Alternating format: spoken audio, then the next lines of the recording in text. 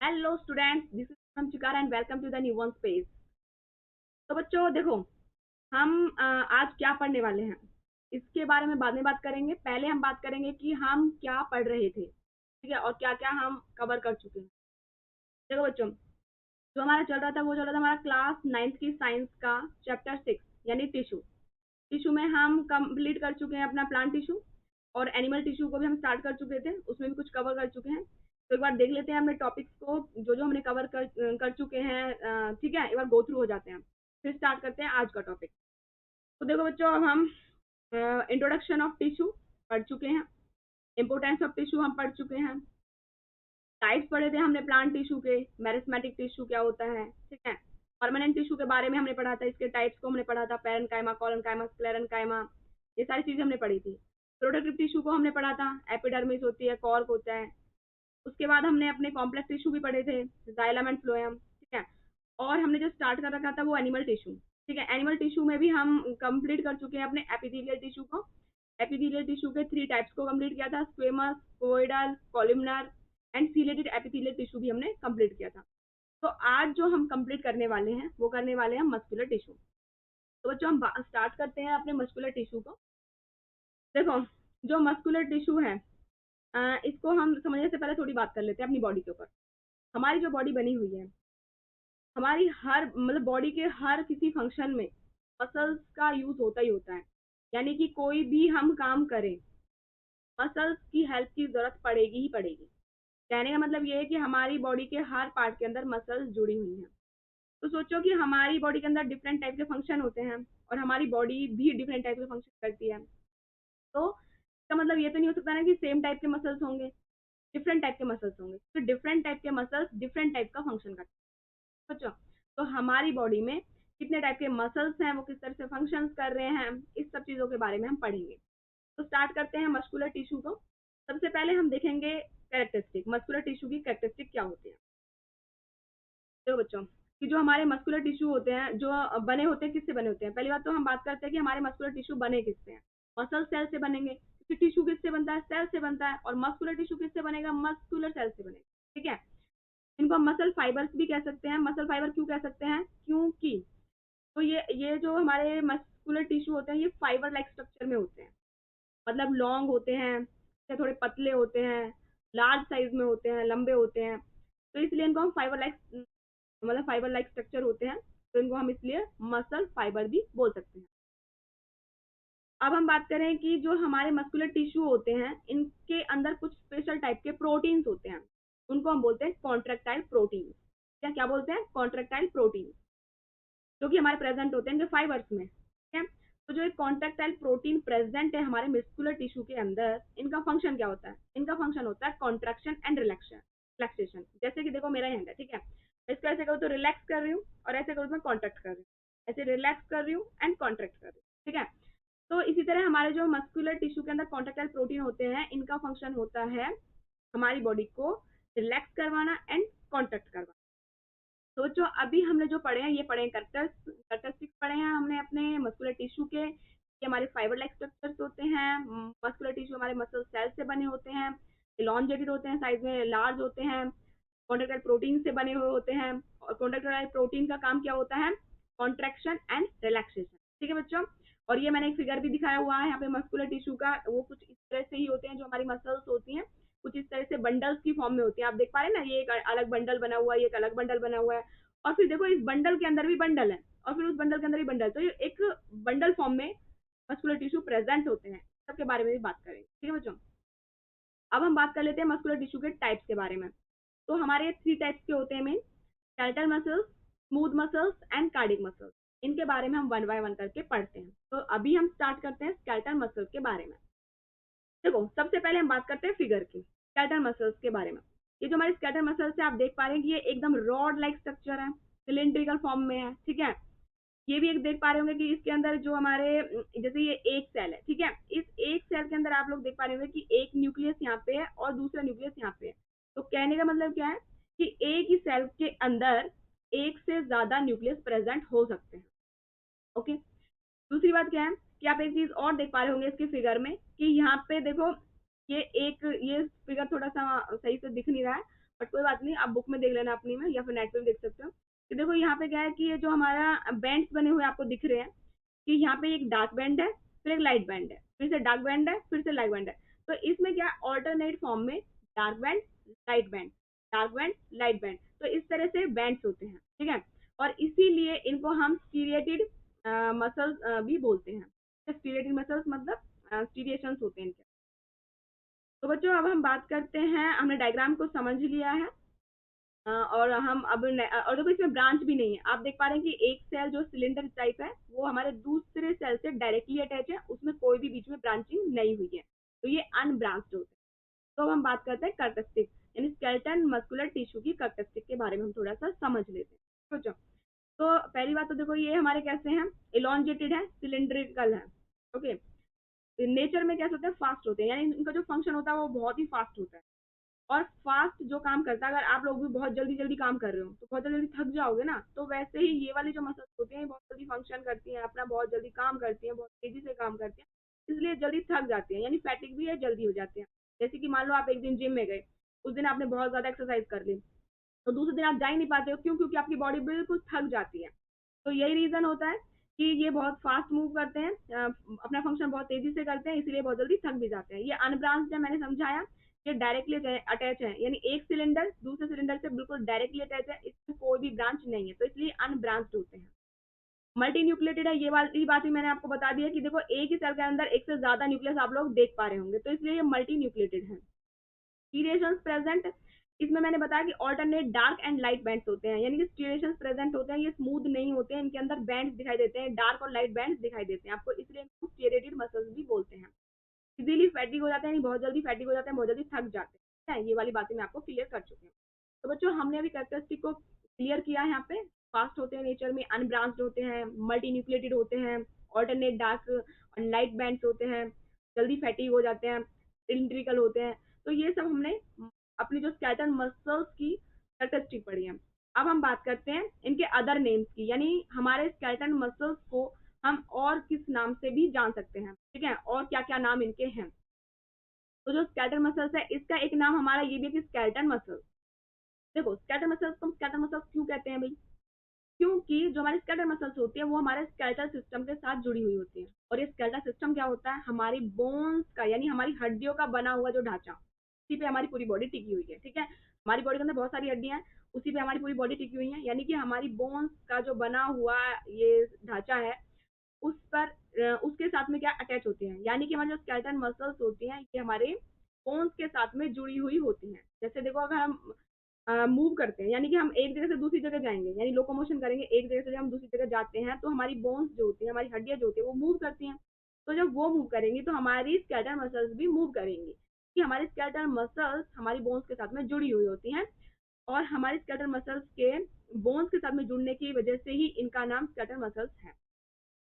दूसरा हम बात करते हैं इनको स्टेरेशन, यानी स्टेरेटेड मसल्स भी कहते हैं। स्टेरेटेड मसल्स क्यों कहते हैं, क्योंकि इनके अंदर स्टेरेशंस होते हैं, यानी कि स्टेरेशंस मतलब डार्क एंड लाइट बैंड भी होते हैं, ये स्मूथ नहीं होती है। अच्छा नेक्स्ट हम देखें तो कि are under control of our, यानी वॉलेंट्री मसल्स भी इनको हम बोलते हैं।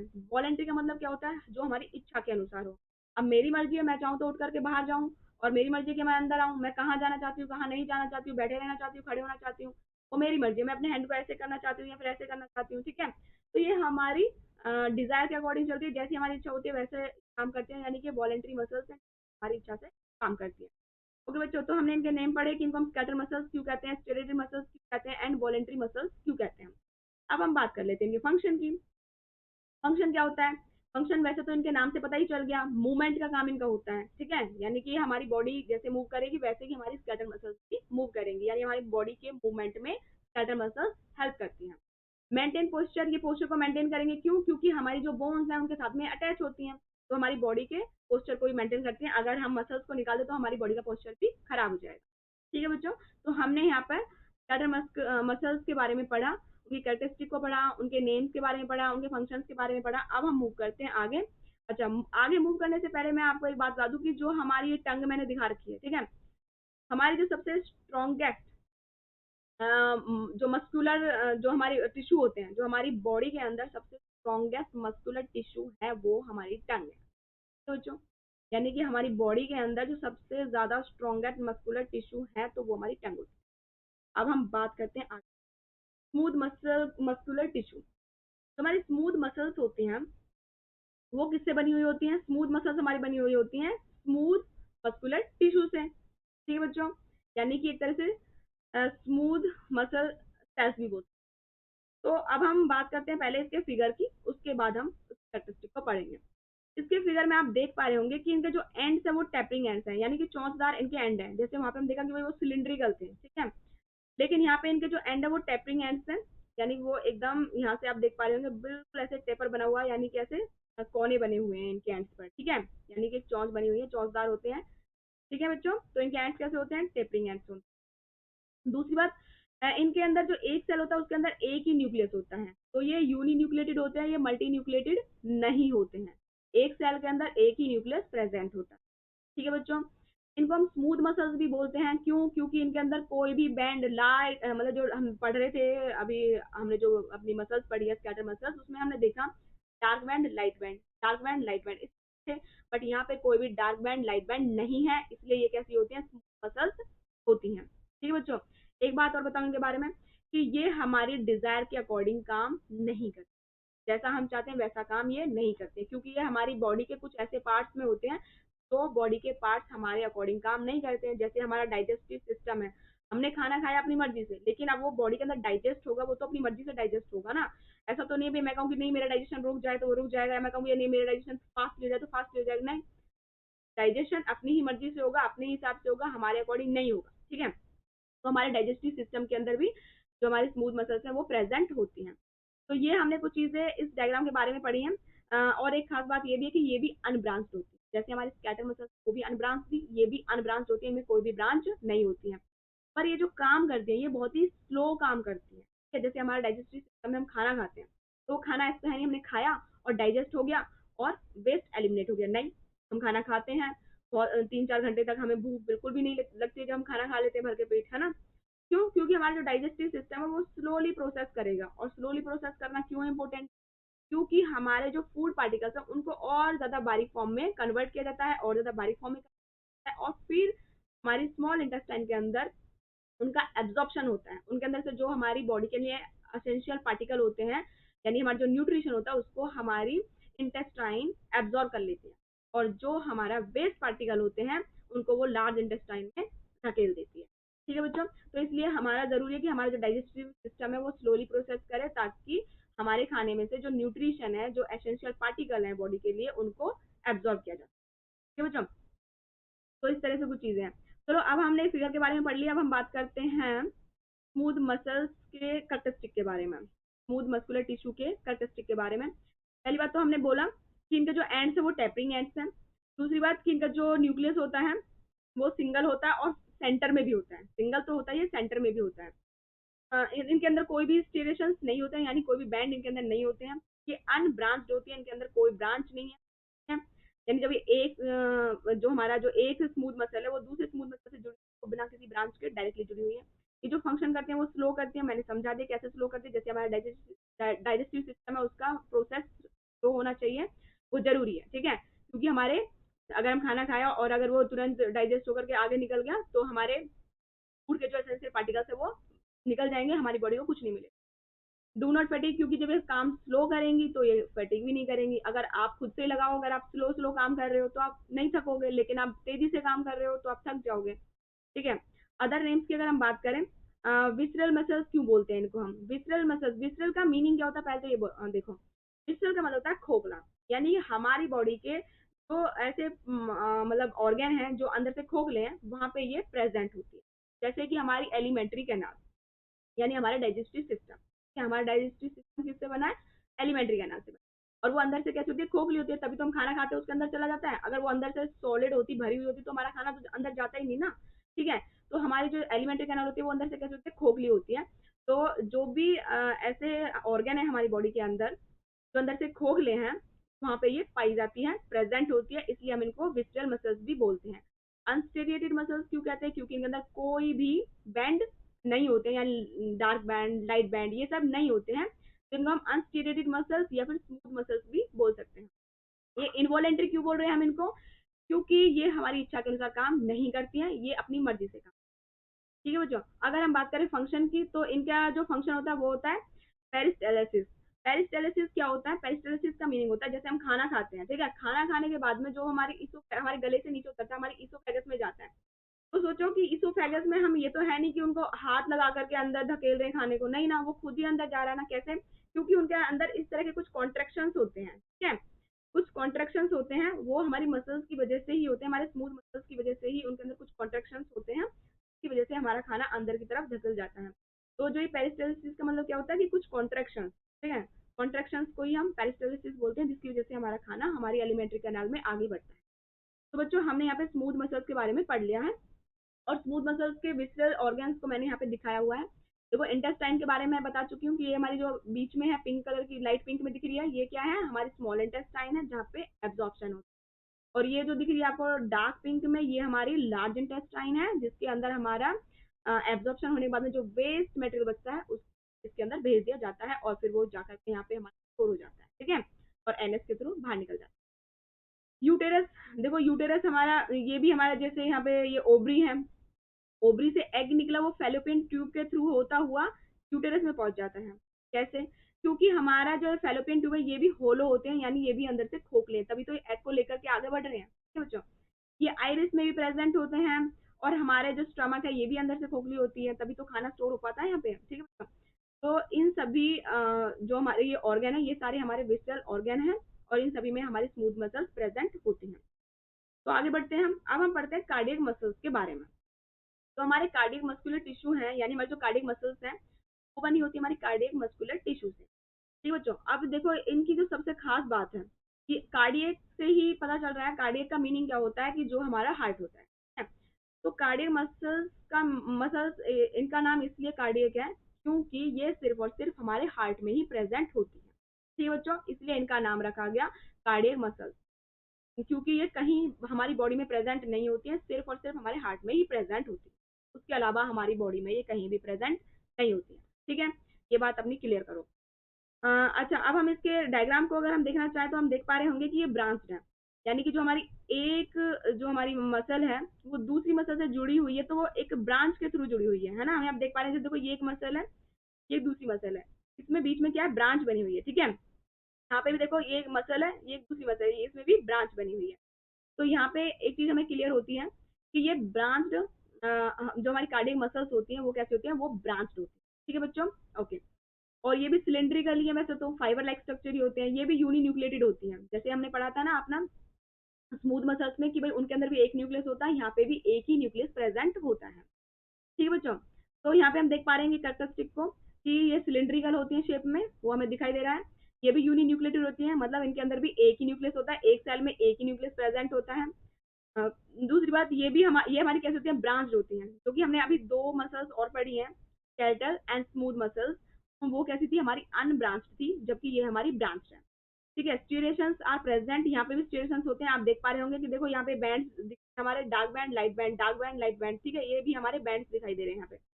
डू नॉट फैटिक, क्योंकि देखो आपने कभी नहीं देखा होगा कि भाई हमारा जो हार्ट है वो धड़कना बंद कर दे, वो कहे भाई मैं तो थक गया हूँ, मैं अब काम नहीं करूंगा, नहीं, वो कभी भी नहीं सकता है, वो लगातार फंक्शन में रहता है, वो लगातार हमारा धड़कता रहता है, धड़कता रहता है, ठीक है। तो वो फैटिग नहीं करते हैं, ये नहीं सकते हैं। तो आपने देखा कैरेक्टरिस्टिक कैसी है? सिलिंड्रिकल होती हैं, यूनी न्यूक्लिएटेड होती है, मतलब एक न्यूक्लियस होता है, ब्रांच होती हैं, एक सेल से दूसरी सेल साथ जुड़ती हैं तो ब्रांच से जुड़ती हैं। स्टिरेशन प्रेजेंट होते हैं, इनके अंदर जो हमारे light band and dark band present होते हैं। नॉट फैटिग, ये थकती नहीं है, हमारा हार्ट लगातार धड़कता रहता है। और सबसे जो खास बात हमने पढ़ी है वो ये पढ़ी है कि कार्डियक मसल सिर्फ और सिर्फ हमारे हार्ट के अंदर ही प्रेजेंट होती है। इनके अदर नेम्स के बारे में अगर हम बात करें तो ओनली प्रेजेंट इन हार्ट में प्रेजेंट होती है सिर्फ और सिर्फ, इसलिए इनका नाम कार्डियक मसल होता है। स्टेरेटेड होती हैं क्योंकि इनमें light band and dark band present होते हैं, यानी कि स्टेरेशन प्रेजेंट होते हैं।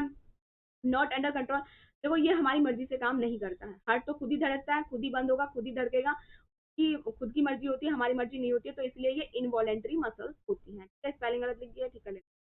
फंक्शंस की अगर हम बात करें तो देखो बच्चों क्या काम करते हैं, सिंपल सी बात है, जो हमारा हार्ट है वो क्या कर रहा है? कॉन्ट्रैक्ट हो रहा है, एक बार रिलैक्स हो रहा है, कॉन्ट्रैक्ट हो रहा है एंड रिलैक्स हो रहा है, तो यही काम है उसका, ठीक है। धड़कना यानी कॉन्ट्रैक्ट होता है और रिलैक्स होता है।